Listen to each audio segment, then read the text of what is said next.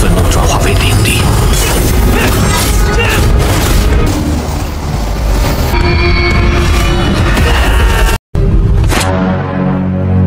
Hai para saudarers, kumaha kabarna? Damang sadina dengan saya si Otong kembali lagi di channel Ningali Film. Pada episode kali ini kita akan melanjutkan alur cerita dari film Dua Pedang Legendaris untuk bagian yang keempat. Dan tidak usah berlama-lama lagi, mari kita mulai ceritanya.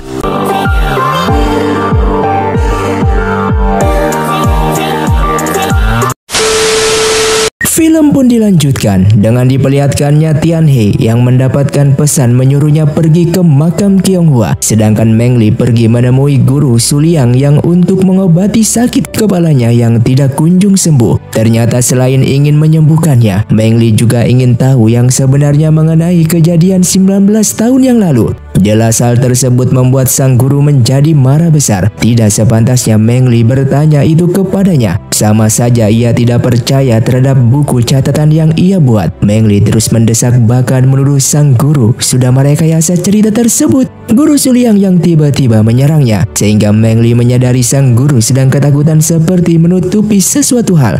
Lalu kepalanya tiba-tiba sakit kembali dan Meng Li segera mendekatinya.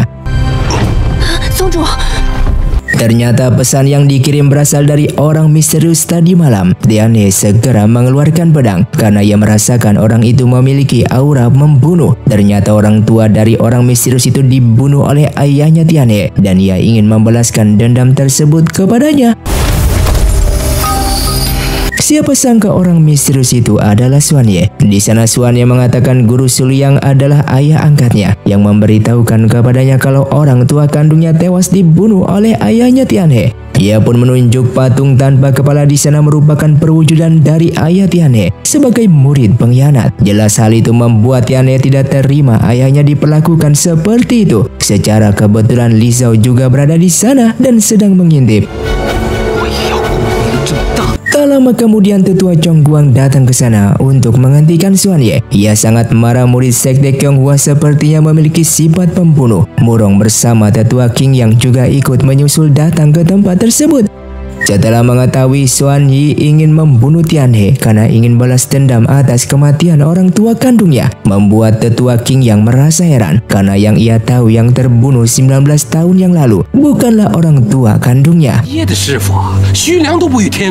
Kembali kepada Meng Li yang akhirnya mengetahui kalau memang benar guru Suliang sudah merekayasa cerita dari buku yang dibuatnya. Ternyata benar ayah Tianhe bukanlah pengkhianat seperti apa yang dituduhkan, melainkan fitnah belaka. Bahkan guru Suliang yang menutupi kebenaran mengenai identitas orang tua kandung Xuanye. Setelah mengatakan itu, ia pun ingin membunuh Meng Li untuk menutupi ini semua. Namun tidak jadi karena Liu datang ke sana mengabarkan kalau Xuanye telah ditangkap oleh para tetua yang ingin membunuh Tianhe. Sehingga Suliang yang menjadi panik dan segera pergi ke lokasi.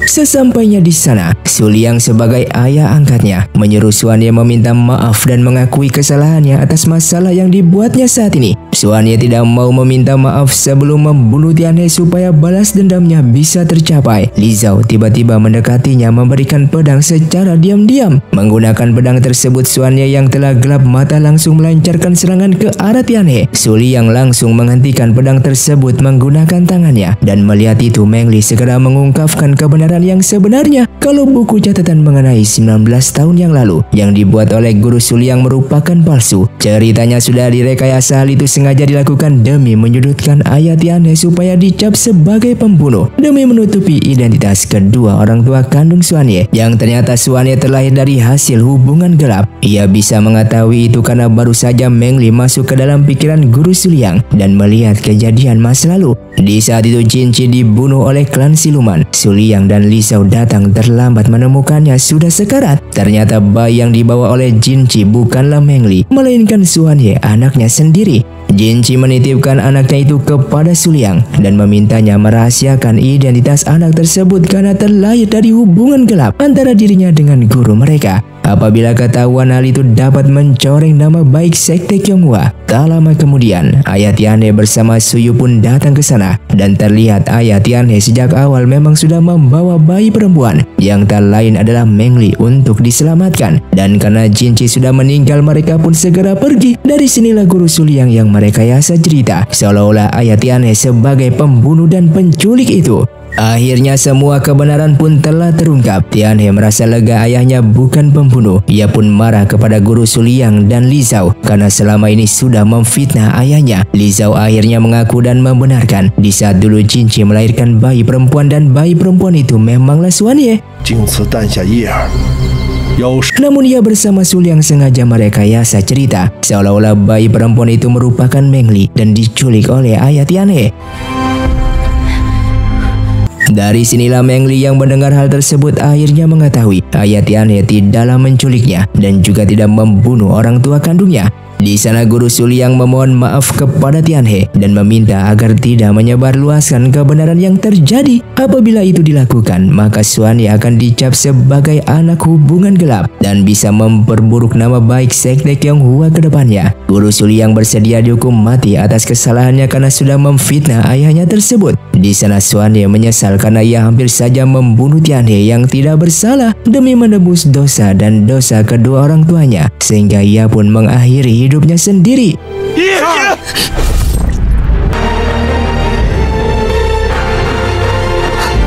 Singkatnya mereka semua dipanggil menghadap kepada Suyao. Tianhe sudah memiliki bukti ayahnya bukanlah pembunuh atau penculik dan itu merupakan rekayasa dari guru Suliang bersama guru Li Zhao. Di sana Li Zhao meminta ketua sekte agar tidak menyebarluaskan kebenaran ini. Takutnya reputasi Sekte Kyonghua akan tercoreng. Suyao lalu memutuskan akan merahasiakan masalah tersebut meskipun mengorbankan kebenaran mengenai ayah Tianhe yang tidak bersalah. Di sana Tianhe yang tidak terima dikarenakan kedatangannya ke Sekte Kyonghua untuk membersihkan nama baik ayahnya yang dicap sebagai pengkhianat. Tetap saja Suyao memilih bungkam dan merahasiakan kebenarannya demi masa depan Sekte Kyonghua. Ketidakadilan yang didapatkan oleh Tianhe membuatnya sangatlah kesal dan marah. Demi meredakan situasi, Suyao memberikan izin kepada Tianhe untuk membuat altar makam ayahnya di Sekte Kyonghua dan diperbolehkan menghancurkan patung ayahnya yang bersujud tanpa kepala di makam tersebut. Tianhe kemudian pergi ke makam itu dan menghancurkan patung ayahnya yang sedang bersujud yang difitnah sebagai pengkhianat. Setelah itu ia pun bersumpah akan membersihkan nama baik sang ayah supaya nama ayahnya bisa ditulis di altar makam sebagai pahlawan terhormat.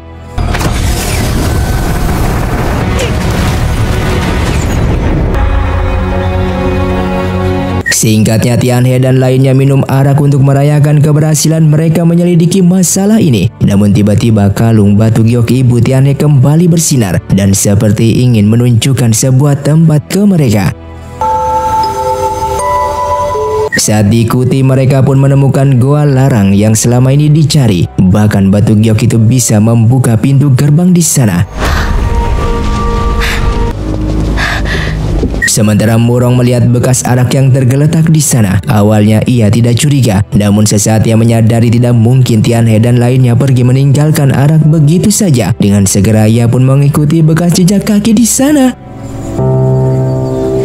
Mereka pun masuk ke dalam goa terlarang dan akhirnya bertemu dengan Xuan Xiao, orang yang diceritakan merupakan sahabat ayahnya Tianhe. Xuan Xiao mengaku ia membawa Tianhe untuk menemuinya. Alasan Xuan Xiao disegel ke dalam goa terlarang karena saat itu ia terkena serangan balik dari pedang api yang membuatnya berubah menjadi iblis. Demi tidak merusak nama baik Sekte Kyonghua, tetua Chong Guang bersama tetua lainnya menyegel ia di goa tersebut.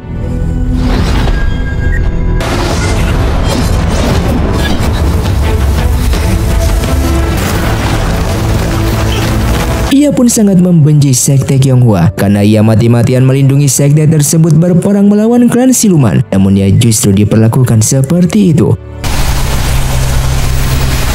Tak lama kemudian, Murong pun datang ke sana. Lalu Xuan Xiao langsung menyerang untuk melihat kemampuannya. Menyadari kekuatan spiritual Murong berada di tingkat 5 membuat Xuan Xiao sedikit bangga karena anak yang ia kenal dulu kini menjadi sekuat ini. Kemudian Xuan Xiao memintanya untuk tidak menceritakan pertemuan ini kepada siapapun. Murong mengikuti perintah darinya dan semua orang dipinta keluar kecuali Tianhe.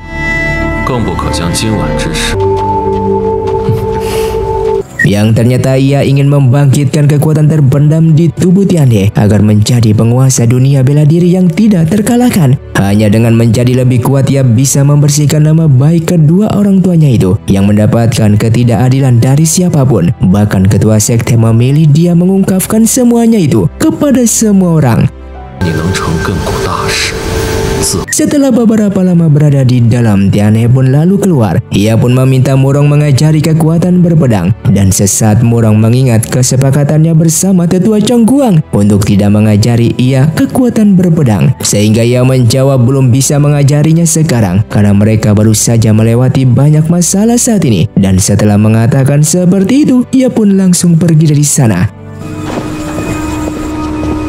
Yang ternyata Guru Li Zhao pun dari tadi sedang mengintip di balik batu. Setelah itu ia pun segera melaporkan masalah itu kepada tetua Chongguang dan berniat membunuh Tianhe sebelum Xuan Xiao membangkitkan kekuatan di tubuh Tianhe. Tetua Chongguang sangatlah marah karena sejak awal ia tidak memiliki niat untuk membunuh siapapun. Guru Li Zhao justru dimarahi karena sudah menghasut Xuan Ye dengan memberikan pedang untuk membunuh Tianhe waktu itu, sehingga Li Zhao langsung meminta maaf atas kesalahannya. Kemudian tetua Chongguang memerintahkannya untuk terus mengawasi pergerakan Tianhe yang apabila kembali ke goa terlarang harus melaporkan kepadanya.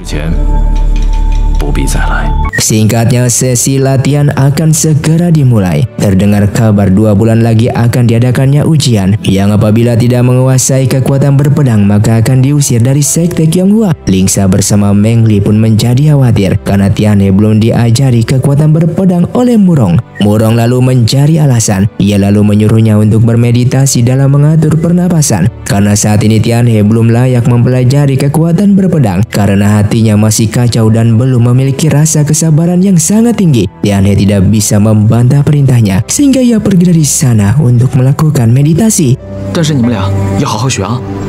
Kemudian Murong yang dipanggil ketua sekte untuk mempertanyakan kenapa ia tidak mengajari kekuatan berpedang kepada Tianhe, karena apabila Tianhe tidak lulus ujian maka akan dikeluarkan. Di sini Murong tidak berani menceritakan kesepakatannya dengan tetua Chongguang, namun ia juga bingung harus berbuat apa karena di hatinya ia sangat ingin mengajari kekuatan berpedang kepada Tianhe. Kemudian Su Yao yang melihatnya seperti menyembunyikan sesuatu hal lalu memerintahkan agar Murong tetap mengajari kekuatan berpedang kepada Tianhe dengan cara diam-diam. Setelah itu Su Yao muntah darah akibat memaksa berlatih menggunakan pedang dingin. Ia pun tidak akan membiarkan Tianhe pergi dari sekte ini sebelum ia berhasil menjadi pemilik pedang dingin tersebut. Ia lalu kembali menemui Xuan Xiao dengan membawa pedang itu untuk bertanya apa yang salah dengan dirinya, kenapa ia tidak bisa menjadi pemilik pedang tersebut. Ternyata sejak dulu Su Yao sudah menyukai Xuan Xiao, maka dari itu ia bersikeras menjadi pemilik pedang dingin agar bisa bersama dengan Xuan Xiao yang merupakan pemilik pedang api. Xuan Xiao pun tertawa untuk membuktikan mereka memang tidak ditakdirkan bersama yang mengajarinya mantra pembeku es dalam melihat apakah Su Yao mampu atau tidak memegang pedang tersebut. Lalu mantra itu pun diajarkan kepadanya, namun tetap saja Su Yao masih belum bisa memegang pedang itu yang membuktikan takdir mereka tidak untuk bersama.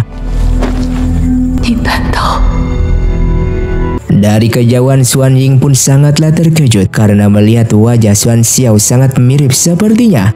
Setelah keluar dari gua terlarang, Xuan Ying mempertanyakan bagaimana bisa wajahnya mirip dengan seorang pria di dalam sana. Su Yao menjawab pria itu bernama Xuan Xiao, pria yang sangat ia cintai. Karena ia tidak bisa memiliki Xuan Xiao, sehingga ia pun menciptakan Xuan Ying sebagai manusia bayangan yang menyerupai wajah Xuan Xiao. Maka dari itu Xuan Ying dilarang memiliki perasaan seperti seorang manusia karena ia diciptakan hanya untuk menjadi bonekanya saja. Tiba-tiba Xuan Ying bisa bersedih dan menangis setelah mendengarkan perkataannya itu. Sehingga Su Yao menyadari orang yang membuatnya bisa memiliki perasaan seperti ini dikarenakan akibat Lingxa.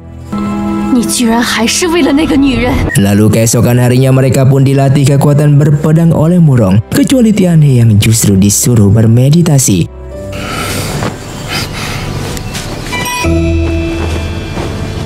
Di saat pelatihan dimulai, Murong sengaja mengucapkan kalimat mantra dan menunjukkan gerakan kekuatan berpedang supaya Tianhe juga bisa mendengarkan dan ikut mempraktekannya, sehingga secara tidak langsung Tianhe juga mendapatkan pelatihan itu. Hingga di malam harinya ia pun mencoba berlatih menggunakan sebatang kayu untuk dijadikan pedang. Namun tanpa bimbingan seorang guru ia sulit berlatih dan seringkali gagal. Lalu ia pun diam-diam kembali ke gua terlarang untuk menemui Xuan Xiao agar mengajarinya kekuatan berpedang. Xuan Xiao tentu saja bersedia. Bahkan ia menjanjikan akan ia buat menjadi murid terhebat di sekte Qianghua. Kemudian Tianhe dibawa ke dalam dimensi milik Xuan Xiao, dan di sana Xuan Xiao sengaja menunjukkan ilusi ibunya, lalu kemudian menghapus ilusi tersebut. Ia sengaja mempermainkan perasaannya untuk menumbuhkan kebencian di dalam hati Tianhe. Hanya dengan begitu kekuatan terpendam yang selama ini berada di tubuhnya bisa diaktifkan, dan seketika kebencian di hati Tianhe mulai muncul dan menyerangnya.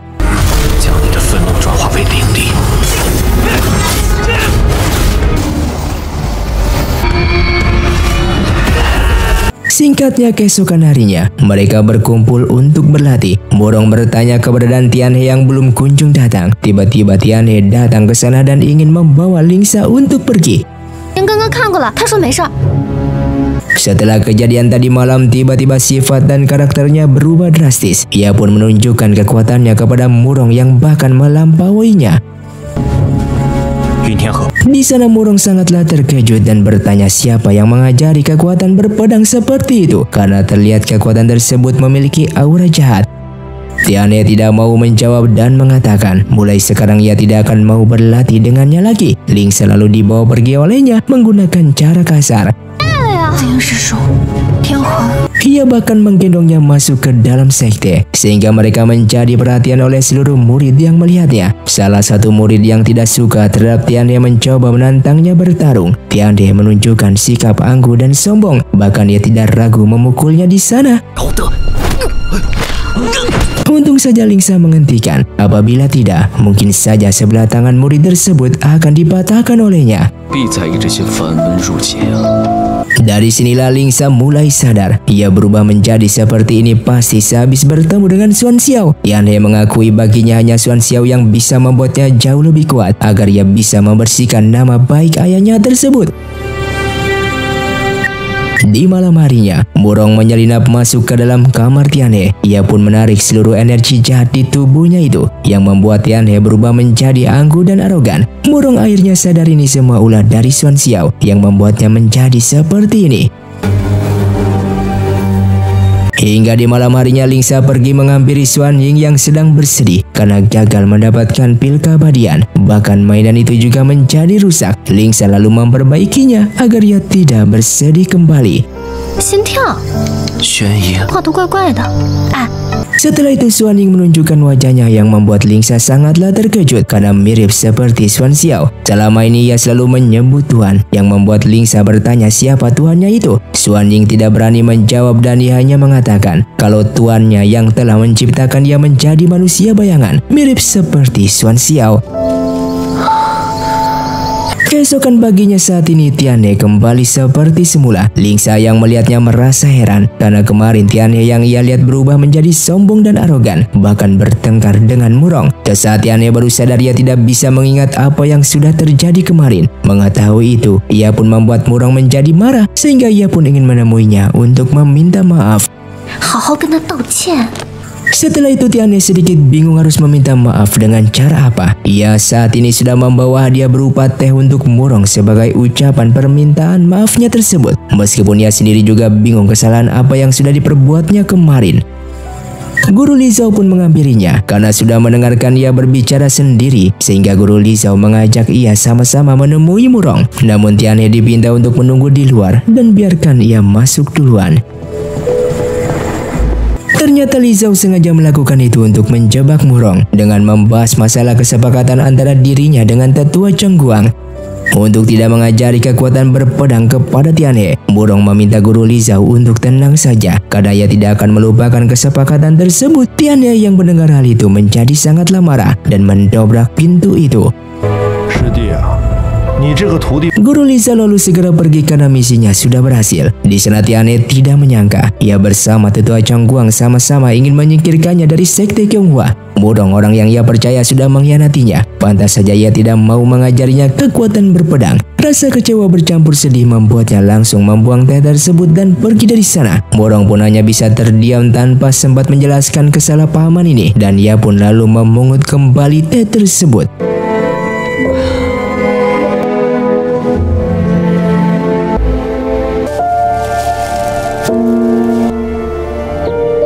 Singkatnya, Tianhe meluapkan amarahnya dengan berlatih kekuatan berpedang di dalam dunia dimensi milik Xuan Xiao. Melihat kebencian di dalam dirinya tumbuh kembali, Xuan Xiao sehingga menunjukkan ilusi ayah beserta ibunya. Bahkan di sana juga ada Xuan Xiao yang ternyata mereka bertiga merupakan sahabat. Huainan Yugeng.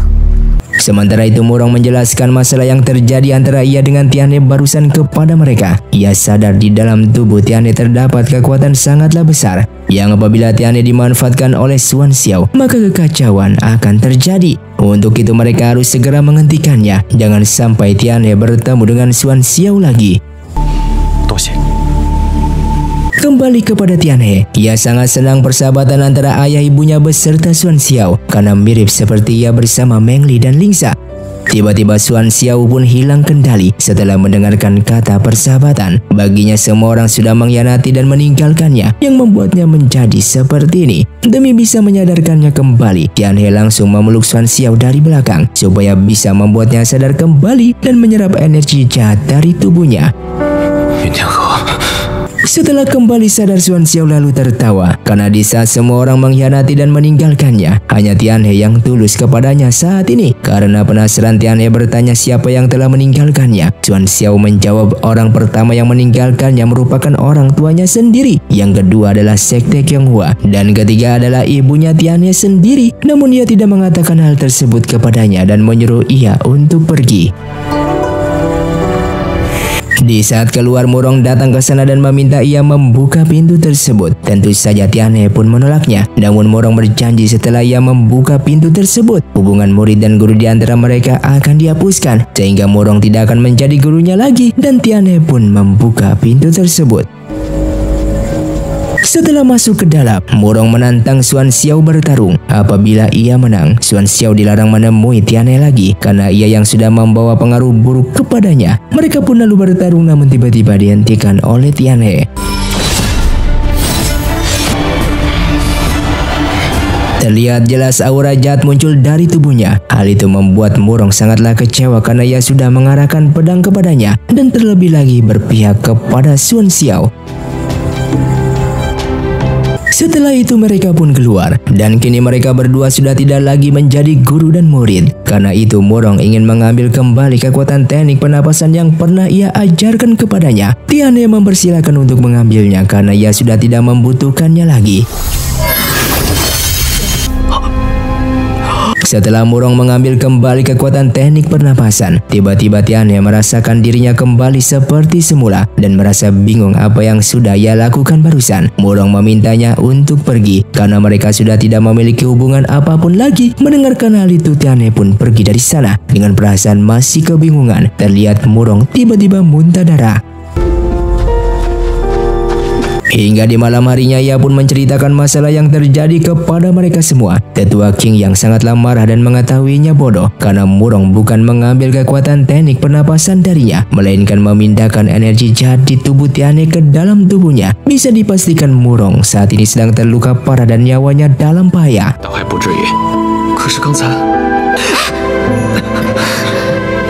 Mereka semua pun bergegas menemuinya, dan benar saja Murong sedang terluka parah. Tetua King yang segera memberikan energi spiritual kepadanya, sedangkan Tianhe disuruh untuk membuatkan teh. Saat sedang membuatnya, ia pun sadar teh yang kemarin ia buang dipungut kembali oleh Murong.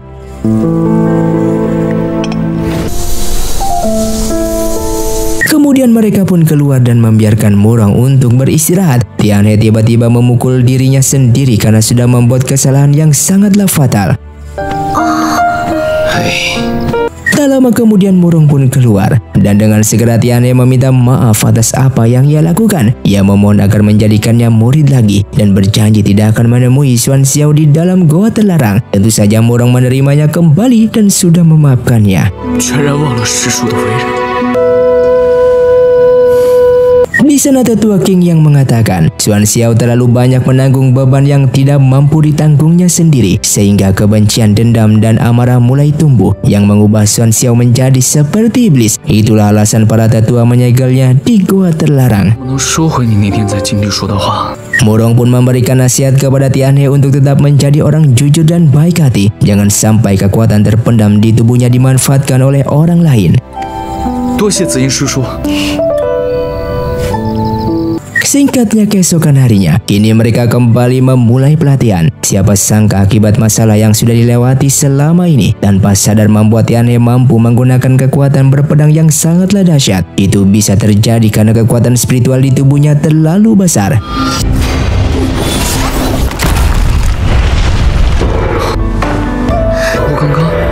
Kemudian Su Yao pun kembali menemuinya. Xuan Xiao menjadi kesal karena orang yang ia tunggu bukanlah dirinya. Su Yao pun mengatakan kalau Tianhe tidak akan lagi datang untuk menemuinya karena Murong sudah mengajari kekuatan berpedang sebagai bentuk perjanjian kepada Tianhe. Su Yao mengatakan yang selama ini perhatian kepadanya hanyalah dirinya. Ia berjanji akan mengeluarkannya dari segel tersebut. Xuan Xiao justru menjawab ia tidak membutuhkan bantuannya karena orang pertama yang akan ia bunuh setelah berhasil keluar adalah Su Yao dan tetua Chongguang. Batu giok di tangan Su Yao lalu dirampas olehnya, dan Su Yao seperti orang gila. Ia sudah melindunginya selama 19 tahun, namun tidak pernah sekalipun mendapatkan sedikit perhatian darinya. Xuan Xiao menegaskan perhatiannya hanya untuk Su Yu, dan karena Su Yu telah mati maka tidak ada wanita lain lagi di hatinya.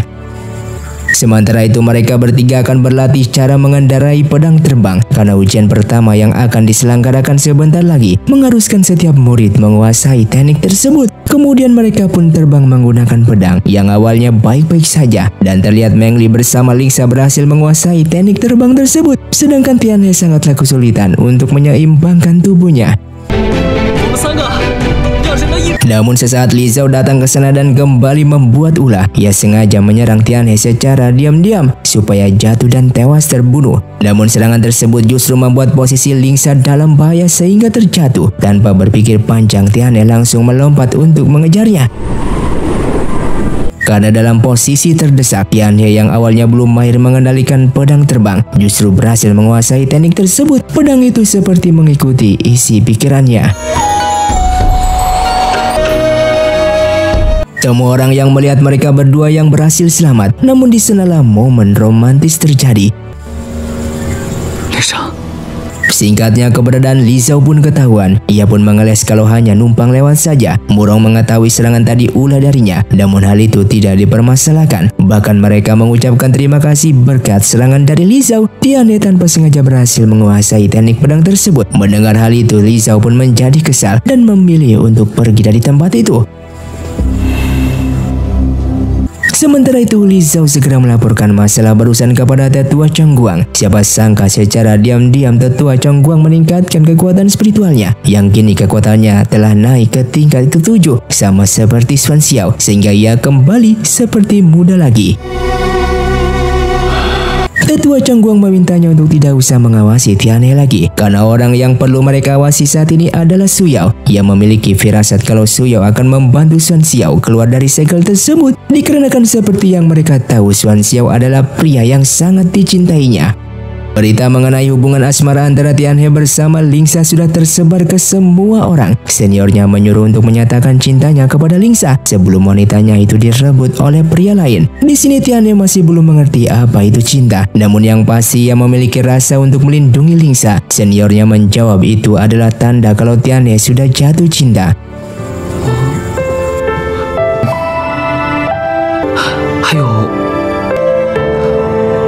可是Lingxa Hal itu juga dirasakan oleh Lingsa. Dengan mengingat kejadian tadi siang, Meng Li sangat setuju atas hubungan mereka berdua dan harus segera saling menyatakan perasaan masing-masing. Namun sesaat mulai teringat kalau ia memiliki penyakit aura dingin yang kemungkinan umurnya tidak akan lama lagi, sehingga ia tidak mau membuat Tianhe bersedih atas kematiannya. Maka dari itu, Lingsa mengatakan apabila ia sudah meninggal dunia, Meng Li dan Tianhe harus bisa bersama selamanya. Mendengar hal itu membuat Meng Li langsung terdiam. 守护不分开。杀！ Dan film pun bersambung. Terima kasih untuk kalian yang sudah menonton video ini sampai habis. Sampai jumpa di video selanjutnya. Saya pamit dari ningali film Xiao Tong undur diri dan salam Sundaners.